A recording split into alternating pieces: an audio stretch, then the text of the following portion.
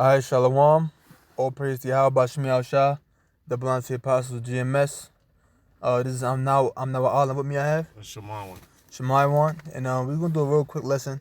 We're just talking about the whole coronavirus and things that we've noticed this week. So we're gonna go right into the scriptures. Things things we noticed this week in regards to the coronavirus. I'm gonna start from verse 3, Matthew 24, verse 3, because this got a good chapter. Okay. It's 50 time we in.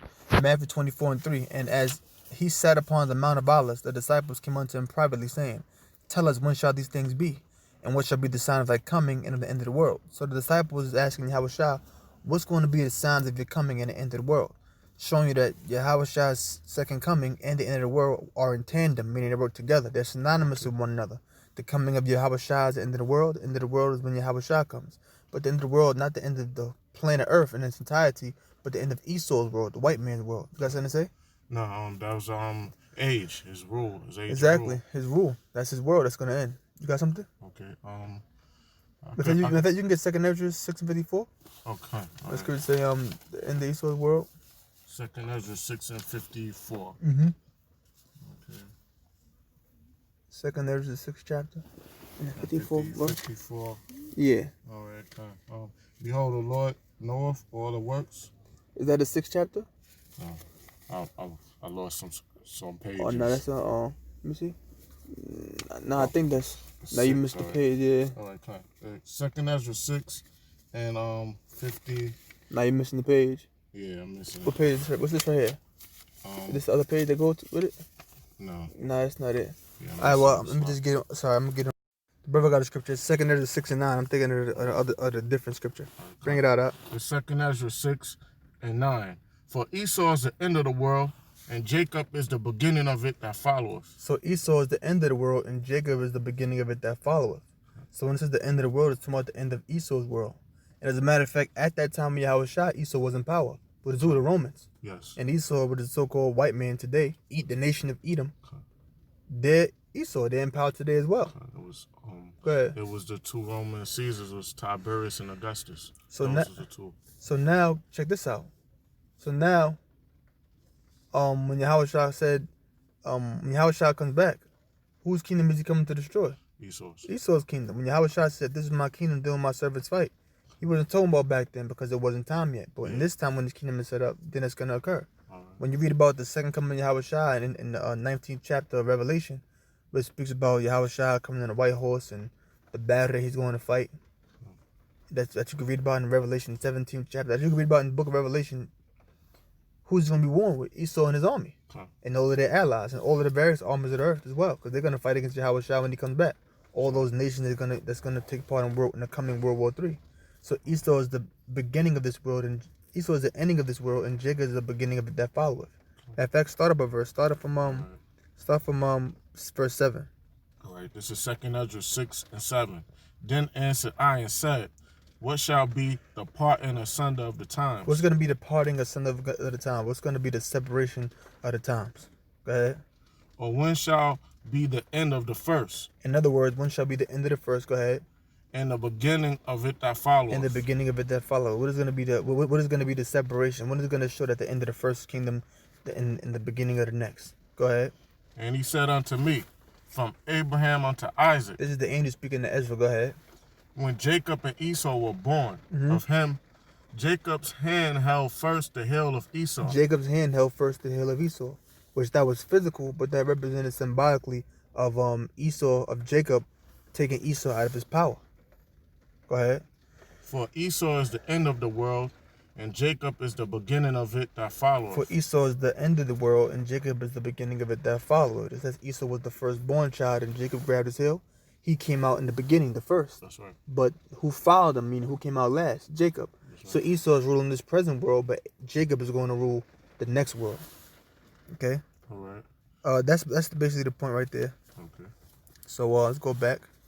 So now we in Matthew 24 and 4. It says, and Yahweh answered, I'm gonna jump right down to the point. If I can get that, and Yahweh answered, Yahweh is the one who wrote Jesus Christ, Jesus Christ, that's his name in Hebrew. And Yahweh answered and said unto them, take heed that no man deceive you. For many shall come in my name, saying, I am Christ, or the anointed, the Messiah. and shall deceive many. You got a lot of cults that spring up where people have said that they're the Messiah coming back, and you have fools that actually follow them. Yeah, You know, right. you got the guy that you know anybody if you want to mention. If not, It's Comfy. He was Yeah. the comforter, the so-called comforter. He was saying that. Look what happened to him. yeah, There was some other ones that was saying that they were I can't think of their names. yeah, a lot of them cults. There's also all kinds of cults. These so-called these so-called Jesus cults. Okay. You know.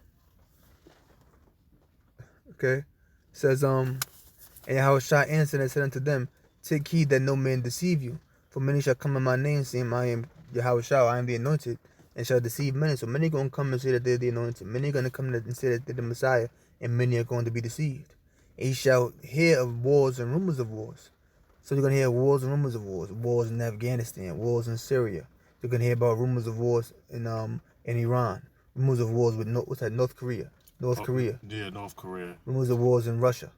You know, all the kind of wars and rumors of wars, which that's happening now more than ever because now we have the internet, you have mass media, but you can promote it, but you can transfer information a lot faster into a wider group of people. So you're hearing more about wars and rumors of wars than any other time in world history. Got something to say?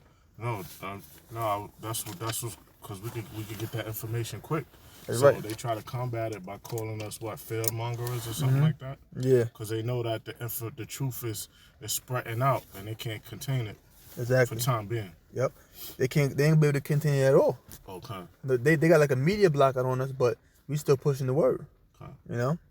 See that ye be not troubled. So we not you trouble behind all of this stuff? No. We're not troubled because we already knew that this was gonna happen. We've been teaching about this for years. And our pops been teaching about it a lot longer than us, before most of us is even born. It says, see that ye be not troubled, so don't be troubled by it. Don't be afraid, don't be frightened by it. For all these things must come to pass, but the end is not yet. So all these things must happen, but the end is not yet. Meaning all these things must happen, but it's still at the very end because there's other prophecies that got to take place. You got a scripture? Yeah, I got 2nd Ezra 16 and 19. Go ahead. 1 second, let me get that. Go ahead. Read what you got. This is 2nd Ezra 16 and verse 19. Okay. Behold, famine and plague, tribulation and anguish are sent as scourges for amendment. You can break it down. Yeah, behold, famine and plagues. That's the time we're in right now. It's gonna be here in America and worldwide. You're gonna have famine, lack of food, scarcity, right? Mm-hmm. It's gonna be a lack of food. Yeah, it's gonna be a scarcity of food. Yeah. Yeah, and plague. They got plagues going out now. What is this? COVID. Yeah, COVID-19. Yeah. Which I believe, that's my opinion. Don't take my word for it, but I believe that the people that's so-called dying, they're being injected with something when they go in the hospital. Check that out. But yeah, that's just my belief. But you know, I don't think is no COVID-19 going out here killing no one. Yeah. You know, something killing them, but it might not even be that. But there's something out there. Yeah. Go ahead. All right. So it says, behold, famine and plague, tribulation and anguish are sent as scourges for amendment. I got something right here. It says amendment. The word amendment right here from Merriam-Webster.com. It says an amendment is essentially a correction. So that's what it is. It's a correction. So these are scourges for your correction. You see these things happen, you're supposed to want to get right with the Lord. Yeah. Yep. Go ahead. But for all these things, they shall not turn from their wickedness. They're not going to turn from their wickedness. Yeah. Jake's still going to be wicked. Yeah. Jake's still...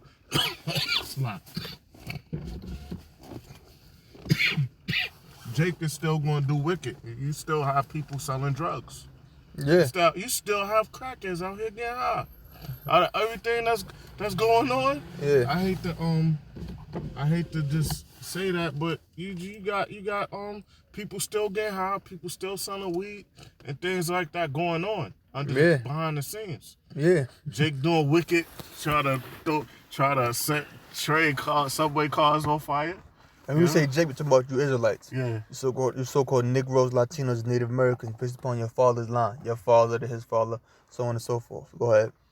Nor be always mindful of the scourges. They're not going to be mindful of the correction that's going on. That's you right. Have something to say? Nah, I was just about to break down what you broke down. Right, they're not going to be mindful of the correction. I got something else. Verse 7, Matthew 24:7. For nation shall rise against nation, and kingdom against kingdom. Wars, rumors of wars. skirmishes between nations, trade wars, whatever it may be. And there shall be, excuse not maybe, and there shall be famines like in Venezuela, and pestilences, diseases, and earthquakes in diverse places. So this is going to be happening in diverse places, multiple places. Italy, the United States, China, the Caribbean, Australia. This is happening all over the world. You know, this is happening all over the world. All of these are the beginning of sorrow. So this is just the beginning of sorrows. This is just the beginning. There's more to come. Okay. Go that out. Yeah, they have the hospitals and the National Guard. They out here making makeshift tents and refrigerated trucks, meaning for making morgues on the outside of the hospital and in locations that have space because they anticipate more deaths occurring. Right here it says, this is from independent.co.uk. Coronavirus makeshift tent morgue appears in New York as others set to run out of space in days. New York has become the epicenter of the U.S. outbreak. It says, right here it even says right here, medical examiner personnel and construction workers are seen at the site of a makeshift morgue being built in New York Wednesday, March 25th, 2020. A makeshift morgue has been set up outside a hospital in Manhattan, New York, to deal with the rising number of coronavirus deaths in the city. A number of dome-like white tents and refrigerated trucks, like you mentioned, were photographed outside Bellevue Hospital on Wednesday, staffed by armed military personnel in the city's medical examiner's office. It came as officials warned the city's morgue could be filled to capacity by next week. Politico reported that the Department of Homeland Security had been briefed that they will reach capacity within 7 days. New York City now has 17,800 confirmed coronavirus cases and 192 deaths. Nearly 3,000 people are hospitalized in the city because of the virus, stretching medical facilities to breaking point. Statewide, more than 30,000 people have tested positive and 285 have died. See that? Governor Andrew Cuomo said Wednesday that hospitals were close to being overwhelmed. As many as 140,000 hospital beds may be needed, far greater than its current capacity of 53,000. New York has in recent days become the epicenter of the U.S. outbreak, even as it has taken some of the most stringent measures to prevent the spread of the virus. It says, in the press conference, he said the state's measures to control the coronavirus appear to be working as the rate of hospitalizations has slowed in recent days. Pardon me for reading fast, due to the interest of time. Now that is almost too good. Now that is almost too good to be true. He said, "This is a very good sign and a positive sign. Again, not 100% sure it holds or it's accurate, but the arrows are headed in the right direction." Okay, this is talking about them, saying that the hospitalization has slowed down. Well, we hope it don't slow down. Okay. So, any closing statements? We in the end, like you said. That's right, brother. We in the end. Right here, there's a picture that says before and after photos show impact of corona. See, the left is before, the right is after. Left before, right, left. Oh, that shit look deserted. It look deserted. So with that, we're going to close and say, oh, praise the how about Shemel Shah, double line, see Apostle GMS. Holy Brothers learn something. Shalom. Shalom.